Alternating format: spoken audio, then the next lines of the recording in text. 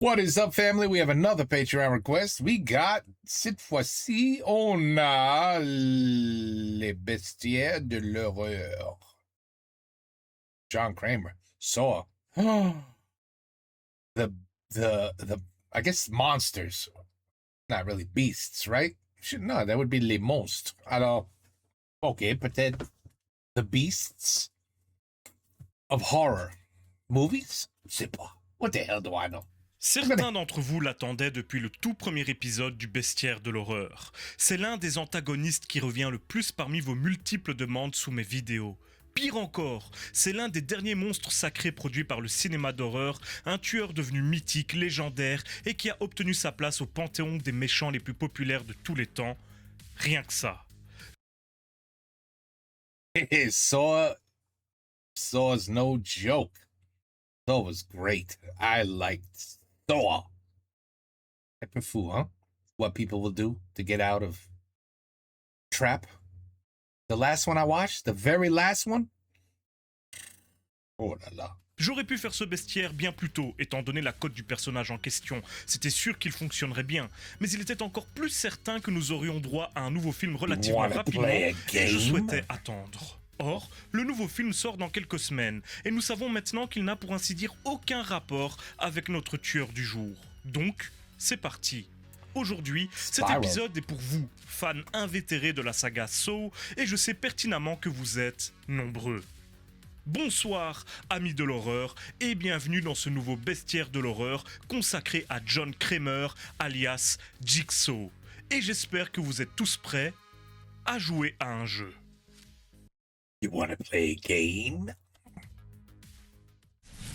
You don't know me, but I know you. I want to play a game. Yeah, the first one that ever came out. Oh. Welcome to hell.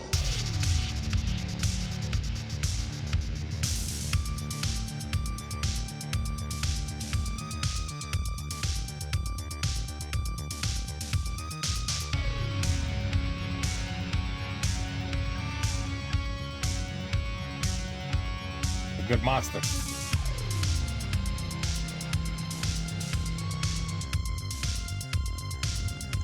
think that was just a gremlin.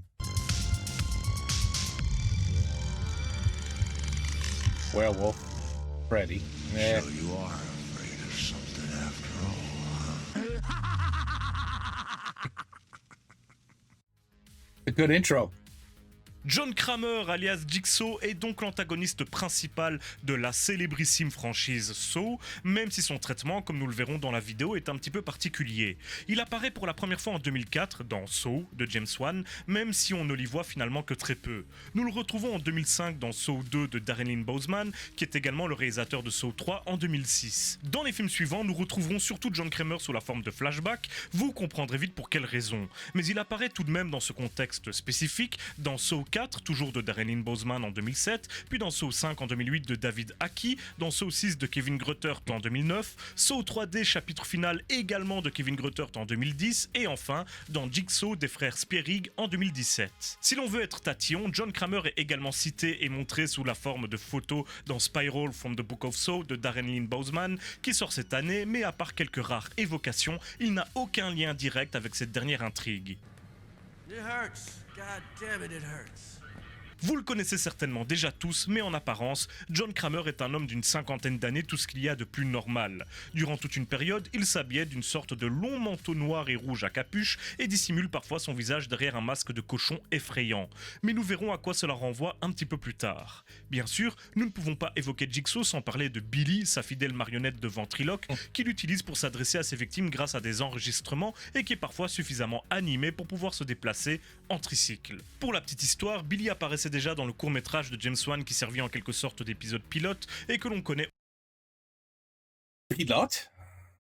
Je suis pilote! Oh. Sorry, I can't. I'm sorry. Aujourd'hui sous le nom de Saw 0.5. La particularité de John Kramer en tant que tueur de films d'horreur est de s'en prendre à ses victimes grâce à des jeux mortels, des pièges plus tordus les uns que les autres, auxquels il soumet ses proies, mais qui sont censés toujours leur laisser une chance de s'en sortir. Aujourd'hui, tout le monde connaît le nom de John Kramer. Sa célébrité et sa popularité sont incroyables et dues notamment au succès incommensurable de la franchise Saw et de certaines caractéristiques qui lui sont propres et qui font partie intégrante de son identité. Nous allons voir tout cela ensemble, en sachant que cette vidéo sera bien sûr consacrée à John Kramer et non pas à ses successeurs et assistants dont certains ont également porté le surnom de Jigsaw à un moment ou à un autre. Et ce même si, forcément, nous allons un petit peu parler d'eux quand même. Certains parmi eux mériteraient sans doute leur propre bestiaire de l'horreur, et je vous laisse me dire en commentaire ce que vous en pensez. Nous allons également nous concentrer sur les films et mettre de côté les jeux vidéo et comics qui amènent d'autres renseignements, mais qui ne sont pas tous canons. Donc, pour éviter de nous emmêler les pinceaux avec un personnage qui est déjà assez complexe comme ça, nous allons nous contenter des films. Et pour débuter, penchons-nous sur l'histoire riche de ce cher John Kramer pour comprendre comment un honnête citoyen se transforme en serial killer dont les pièges semblent tout droit sortis de l'enfer. Parce qu'il a marre de les connards. OK, Ozzy Osbourne? Il a beaucoup de soleil dans cette chambre ou... Hein, Ozzy? You alright? Okay. Just saying. Okay. Avant de devenir un redoutable tueur, John Kramer était un ingénieur civil de grand talent. Avec son ami et avocat Art Blanc, il fonda même l'Urban Renewal Group, une fondation dont l'objectif était de fournir des appartements décents aux gens qui ont des difficultés financières, en rachetant pour ce faire des bâtiments qu'il devait rénover. À la même époque, il était marié avec une certaine Jill Tuck, avec qui il était très heureux et qui bossait dans une clinique consacrée aux toxicomanes. Tout allait pour le mieux pour le couple qui attendait même un enfant, un garçon qu'ils nommèrent Gideon, prénom qui symbolisait la nouvelle vie de John, puisque c'était en plus le nom du premier bâtiment qu'il avait acheté pour son projet. Malheureusement, cette vie paisible et heureuse fut très vite bouleversée.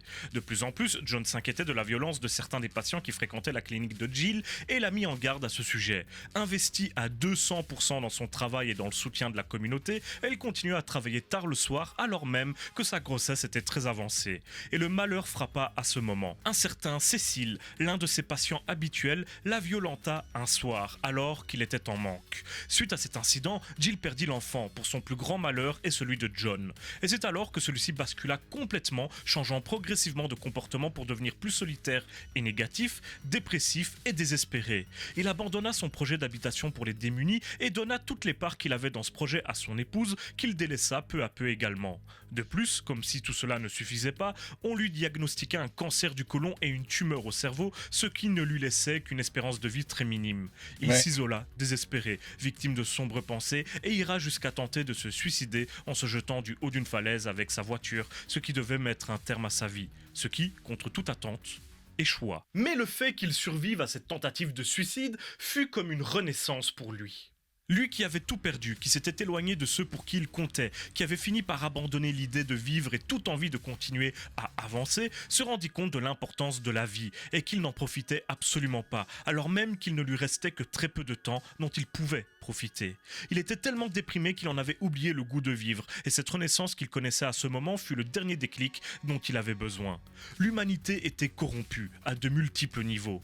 Parmi ses pairs, nombreux étaient ceux qui n'avaient pas conscience de la chance qu'ils avaient d'être en vie et gâchaient totalement leur existence, alors que son pauvre Gideon, lui, n'avait même pas eu la chance de vivre cette si belle vie et que lui-même était injustement condamné. Il décida de donner à ses semblables l'opportunité que lui-même avait eue, celle de renaître et de comprendre ce à côté de quoi ils étaient en train de passer. Il voulait que tous ces gens méritent réellement de vivre, finalement. Et il avait sa petite idée pour les aider à comprendre leur erreur. Oui. Le premier sur qui il expérimenta son nouveau projet fut bien entendu Cécile, le toxicomane responsable de la mort de son futur bébé. Il l'enleva et le força à jouer à un jeu macabre. Ses choix étaient simples. Soit il souhaitait vivre et se battait pour, en se mutilant au passage pour sortir du piège que John lui avait concocté, soit il abandonnait face à la trop grande souffrance qu'on lui imposait et se laissait mourir en se vidant de son sang, indigne de la chance qui lui était donnée. On y voit forcément une symbolique. John Good lui-même traps. a traversé la même chose finalement. Il n'avait plus la force de vivre, abattu par ses malheurs et sa douleur devant lesquels il ne cessait de reculer, jusqu'à avoir perdu tout goût à la vie. Mais en passant si proche de la mort, il comprit qu'il gâchait ce qu'il restait de son existence et qu'il avait eu droit à une seconde chance. Une seconde chance qu'il décida de lui-même donner à tous ceux qui, selon lui, gâchaient également leur vie et potentiellement celle de tous ceux qui les entouraient de par leur égoïsme. Son nouvel objectif était de tester la volonté, l'envie de vivre de ses concitoyens. Voilà la doctrine Kramer. À partir de là, il s'attaqua à tout un tas de gens de son entourage direct ou indirect, des gens sur lesquels il enquêtait afin de connaître leurs vices, leurs habitudes, et qu'il finissait par enlever avant de les soumettre à l'un de ses jeux mortels. Et si beaucoup de ses victimes finirent par périr après avoir perdu au jeu auquel elles furent obligées de jouer, d'autres gagnèrent, et à ce moment, étaient libres de s'en aller et de continuer tranquillement leur vie. Et certains parmi ces survivants gagnèrent eux-mêmes la cause de John Kramer, qu'ils considérèrent alors comme un père spirituel, un guide, un sauveur. Ce fut le cas pour Amanda Young, patiente de Jill également, et qui était avec Cécile la nuit du fameux incident, qui, après avoir échappé de près à la mort à cause d'un horrible piège de Kramer, cessa de se droguer et reprit sa vie en main. Convaincue que c'était John qui l'avait sauvée, lui avait permis de prendre conscience du gâchis qu'elle faisait de son existence, elle se mit elle-même à l'aider dans d'autres jeux mortels, afin que d'autres égarés comme elle aient eux aussi l'opportunité d'être sauvés par John et sa doctrine, car il n'y a pas d'autre mot, comme elle-même l'avait été. À partir de là, Jigsaw continua son sombre dessein, en s'attaquant à des médecins qui avaient fait de la vie un business ou qui firent des erreurs en minimisant leur travail, ses assureurs qui choisissaient qui pouvait vivre ou non, aux policiers qui enquêtaient sur lui ou sur certains membres de son entourage et qui étaient corrompus ou violents, à tout un tas de criminels qui gâchaient leur vie ou celle des autres, etc. John Kramer devint une sorte d'ange de la mort, un juge qui mettait à l'épreuve la volonté de vivre de ses victimes pour déterminer s'ils méritaient de continuer à mener leur existence ou non, mais en espérant également que ces actions leur feraient prendre conscience du mauvais chemin qu'ils avaient emprunté et qu'ils pourraient donc se servir de cette expérience pour renaître. Et forcément, de tels projets demandaient certaines qualités ou caractéristiques très particulières.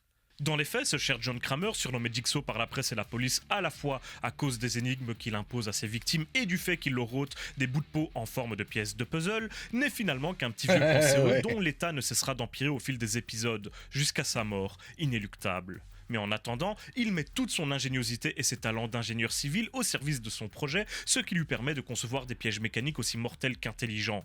Que ce soit une sorte de casque qui, lorsque le temps imparti est écoulé, s'ouvre de façon à fracasser les mâchoires de celui qui le porte, une pièce remplie de fils barbelés que le malheureux doit traverser pour espérer s'échapper, une maison entière truffée de pièges en tout genre, etc. Jigsaw est aussi intelligent pour mettre au point des mécanismes dangereux et terrifiants qui fonctionnent toujours parfaitement que pour concevoir des énigmes difficiles et en rapport avec la situation personnelle de la victime. En général, trouver la réponse à cette énigme permet d'obtenir un indice qui aidera la proie à gagner au jeu. Donc, la qualité première de Jigsaw est sa capacité à créer des tas de pièges et de jeux toujours très différents les uns des autres, d'autant qu'il peut profiter de tout un tas de bâtiments abandonnés pour mettre ses plans à exécution grâce à ses expériences passées dans l'immobilier. Mais ce qu'il ne faut pas sous-estimer avec lui, c'est sa capacité à fédérer. Comme dit précédemment, il suscitera l'admiration de certaines de ses anciennes victimes qui virent en lui un authentique guide spirituel, une sorte de génie incompris qui changea leur vie et qui décidèrent donc de le seconder dans sa tâche, convaincus qu'il avait raison et que ses actions étaient en définitive bénéfiques et presque bienveillantes. Grâce à son aura, au fil des films, il réunit une véritable équipe et avoir plusieurs individus à ses côtés pour l'assister lui permit de développer des pièges encore plus complexes et de s'assurer du bon déroulement de ses opérations. C'était également plus facile d'enlever ses cibles quand il avait des gens pour l'y aider, forcément. De plus, il était assez ingénieux pour créer certains jeux qui forçaient même ses victimes à l'aider à piéger d'autres personnes encore, sous peine de mourir ou de le regretter amèrement, ce qui lui permettait à la fois de brouiller les pistes quant à son identité et d'obliger des innocents à effectuer certaines besognes qu'il n'était pas capable d'accomplir, mais qui étaient nécessaires pour aller au bout de ses manigances. Du coup, il y a des dizaines de personnes qui ont participé, volontairement ou non, à la mise en place de ces terribles pièges et donc au meurtre d'innocents. Dr. Gordon's time is up. Mais cette aura que possède Kramer va encore plus loin qu'on ne peut l'imaginer. Dans les films, il finit par décéder très rapidement, dès la fin du 3e opus. Alors qu'on pourrait croire que le cauchemar s'arrête avec lui, il n'en est rien. Déjà, un nouveau Jigsaw, en la personne de l'inspecteur Mark Hoffman, sorte d'élève de Kramer, continue d'exercer sa doctrine après sa mort, en Oui. marchant sur ses traces et en prolongeant donc sa vision. Même si leurs objectifs et méthodes diffèrent, Jigsaw continue d'exister grâce ou à cause de ses actions. Mais en plus, certains des jeux et pièges conçus par Kramer lui-même étaient prévus pour commencer après son décès, sans avoir besoin de lui pour qu'il puisse s'exécuter, que ce soit parce que d'autres individus furent chargés de les déployer à sa place, ou parce qu'ils étaient assez ingénieux pour se dérouler tout seul, que tout était déjà en place pour le permettre. Par exemple, il laissa en héritage à Jill, son ex-femme, et au docteur Lawrence Gordon des instructions très précises à suivre après son décès, afin Ouais. d'accomplir son œuvre. Du coup, Jigsaw et la terreur qu'il suscite continuèrent d'exister Continue. malgré sa propre mort, prouvant que son œuvre le dépassait en tant qu'être humain et qu'il était devenu un authentique guide spirituel, sorte de prêtre de la mort ou, au contraire, selon lui, prêtre de la vie. Pour finir, il faut mettre en avant la peur que Jigsaw provoque chez ses victimes et ses ennemis, qui est l'un de ses plus grands pouvoirs. Bien sûr, ces pièges horribles et les morts atroces qu'il provoque en sont l'une des raisons principales, mais ce sont également ses mises en scène macabres et l'imagerie effrayante qu'il s'est construite qui ont contribué à en faire un vrai monstre. Ces masques de cochon, par exemple, qui font référence à l'année du cochon durant laquelle son fils était censé naître, leur donnent à lui et à ses acolytes l'apparence de créatures surnaturelles et de membres d'un culte obscur quand ils se mettent en quête d'enlever leurs victimes. La voix effrayante qu'il prend lors des enregistrements qu'il utilise pour s'adresser à ses victimes sert le même but. Mais bien sûr, il y a aussi Billy, la marionnette basée sur un jouet qu'il avait fabriqué pour son fils, proprement terrifiante, qu'il utilise pour le représenter lorsqu'il doit se montrer et qui aura achevé de le transformer en véritable monstre dans l'inconscient collectif et pour ses victimes. Toutes ces caractéristiques font de Jigsaw That un was a good tueur one. unique, complexe et terrifiant. Mais bien sûr, la facette la plus importante du personnage, ce n'est pas sa faculté à concevoir des pièges cauchemardesques ou à rassembler des adeptes qui lui seront fidèles à jamais, c'est sa personnalité qui se veut complexe, profonde, torturée, ambiguë. Voyons ça ensemble.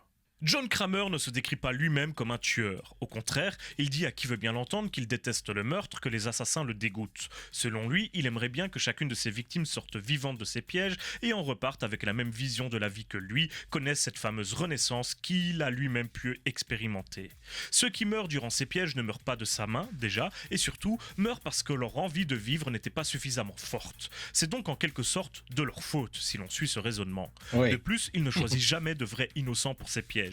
Ce sont toujours des gens qui gâchent littéralement leur vie, toujours selon lui, comme des accros à la drogue, des dépressifs qui lâchent prise ou même des suicidaires qui ont tenté de sauter la vie. Son objectif avec eux est de leur faire prendre conscience de leur envie de vivre. Ou alors, ce sont des criminels ou des gens à la morale douteuse, dealers, assassins, voyous, violeurs, policiers violents ou corrompus, etc. Également, il s'en prend à ceux qui lui ont causé du tort, directement ou indirectement, et ces pièges sonnent alors malgré tout un petit peu comme une vengeance ou une punition. Médecins qui l'ont méprisé, ont fait des erreurs dans son dossier ou l'ont traité comme de la marchandise, assureurs qui lui ont refusé une couverture socio-médicale pour de mauvaises raisons selon I mean, I have absolutely nothing to say except listen, because this guy he is saying everything absolutely perfectly about the series, about Saw character.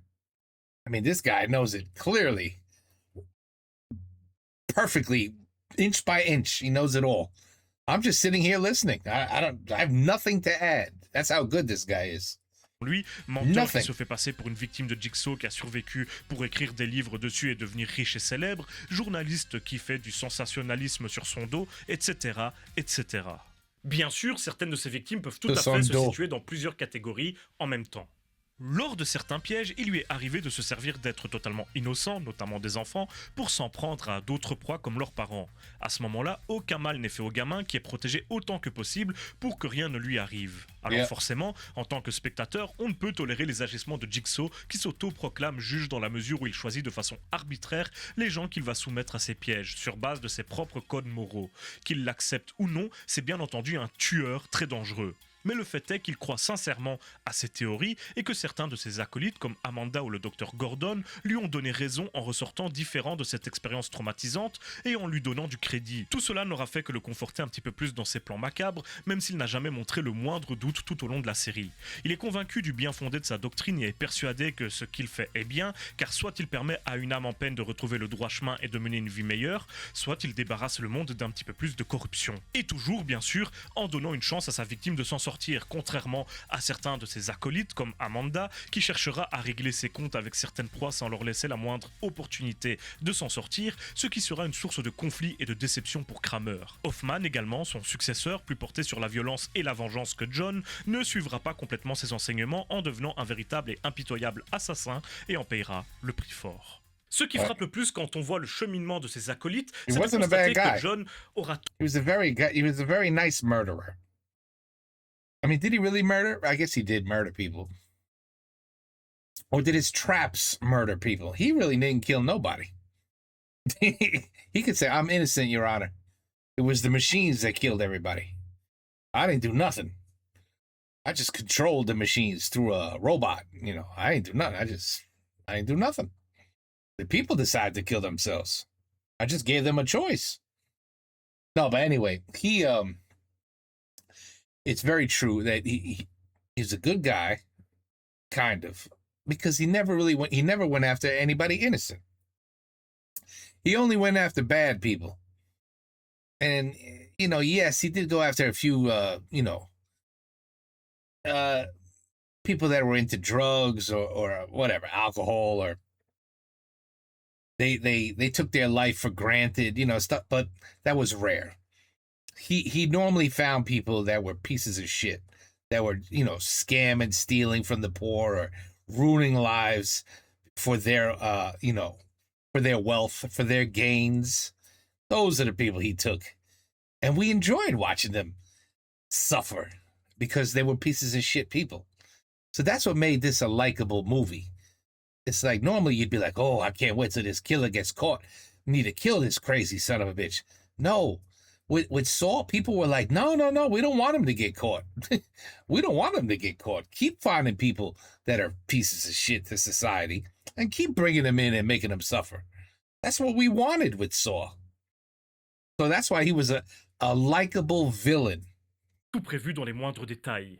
Il les avait assez bien cernés pour savoir à coup sûr qu'Amanda ne menait pas correctement les jeux avec tout le monde et qu'elle voulait son attention à lui, ou que Hoffman était violent et utilisait son statut de successeur pour régler ses propres problèmes, aussi bien que pour propager la bonne parole du divin Kramer. Et ce don qu'il a pour cerner parfaitement les autres êtres humains, il l'utilisera également pour ses proies et ses ennemis.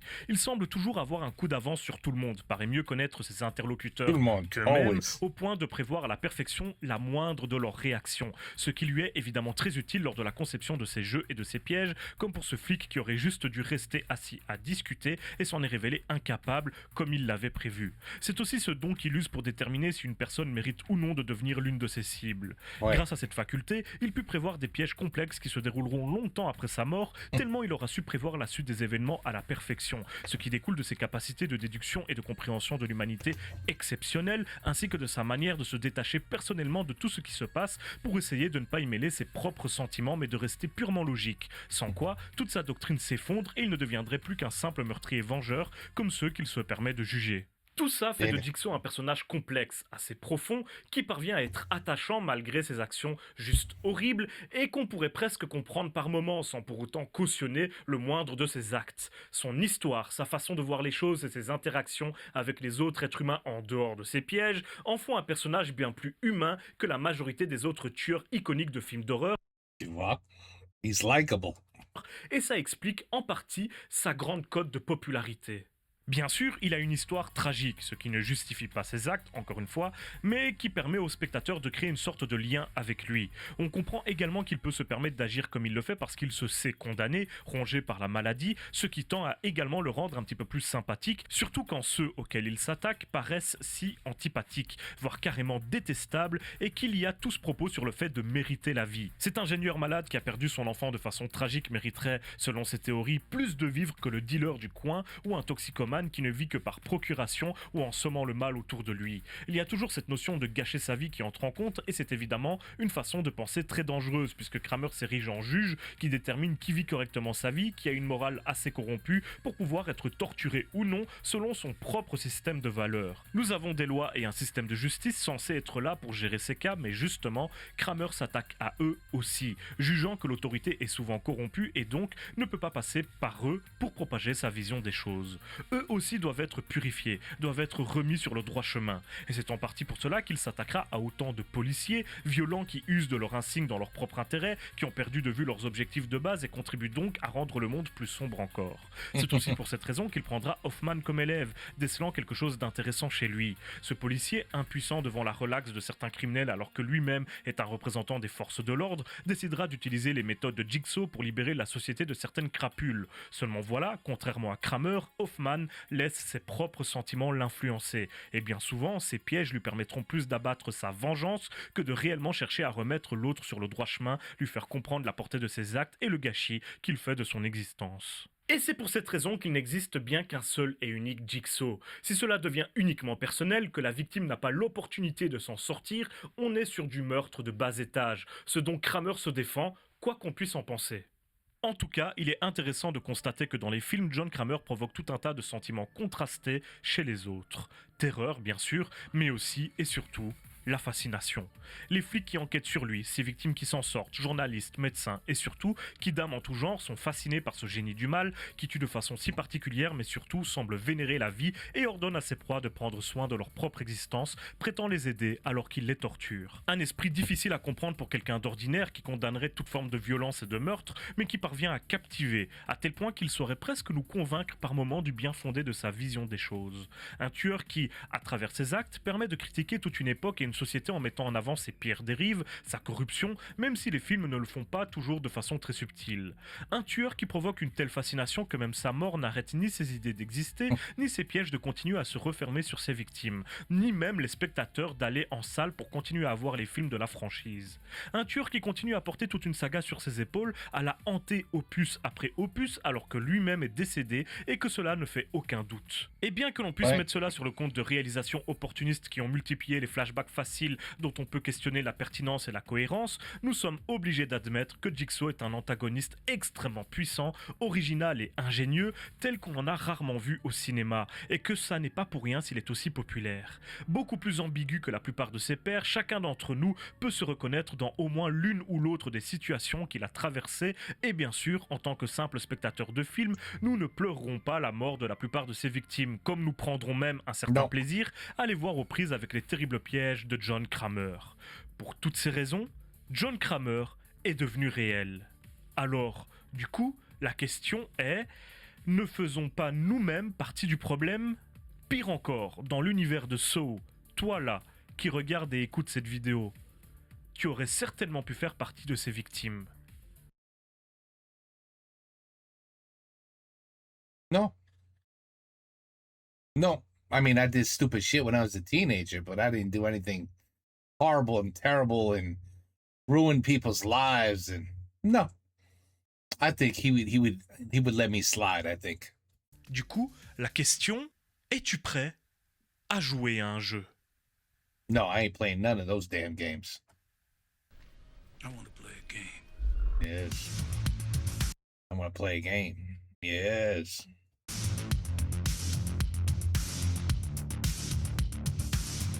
I mean, guys, he explained it perfectly. If you've never watched Saw, first of all, where the hell have you lived the last 10 years? Where have you been? 15 years. Anyway, you gotta watch it, man. You gotta watch it. It's some you gotta be able to watch some gory shit. Not gonna lie. You gotta watch some things that you're like, ooh, sassy, digger, lots. I mean, there's some shit in there. C'est ouf. Mais otherwise, you're missing a very good. He's absolutely right. Once again, this is not your typical, you know, at the end of the movie, you're like, oh, come on, would you kill this son of a bitch already? You know, like Michael Myers, you're like, oh, he's alive again? Come on. Like Jason, what? How are you still, how are you coming back from the grave this time, Jason? It's ridiculous. Can't wait till they kill your ass. But with this one, you were never rooting for him to die, ever. You actually rooting like, oh, come on, Jigsaw, don't get caught. Don't get caught. Seriously. No, it's a very good series. Very good series. The last one was good too. Where he set up some good traps at the end too in the last one. But anyway, never heard of this guy. He explained it perfectly, as I said. I don't know if he does anything at the end. No. Et ben voilà. I will mention his name. I at the moment don't know who it is. I just know that it's a young version of Ozzy Osbourne in a room that I guess is too bright. And he explained Jigsaw perfectly. Le Bestiaire de l'Horreur. Number 31. Mr. Saw definitely is one of them. Take care. Peace out. À la prochaine.